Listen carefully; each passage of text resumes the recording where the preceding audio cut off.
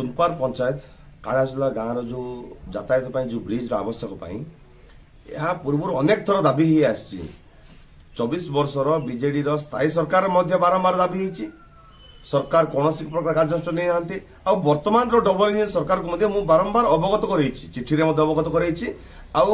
विभाग मंत्री भेटी अवगत कर फल शून वर्तमान सरकार केवल कथा कहते किंतु काम जमा बिल्कुल करूना प्रपोजाल देइथिलु लिस्ट रे चढ़ी डीपीआर यही वर्ष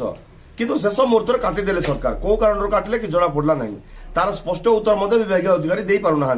क्यों कारण कटिला पुनर्बार आज एबे देइछु जदि आसंता दिन जदि न हुए एबे जो लिस्ट जीवो एबे जो एबे आ ए वर्ष जो लिस्ट जीवो सही लिस्ट जदि न आसे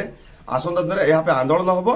आ लोकंक साथरे लोकंकर अधिकार पाई मु लड़ाई करूची आसंता दिन रे लोक जहाँ निष्पत्ति नेबे ता सहित मु सहयोग करबी दरकार पड़े राजरास्ता रख करा जिवो आपण जानती कालियाझुला गाँ एक आदिवासी गाँ से गाँ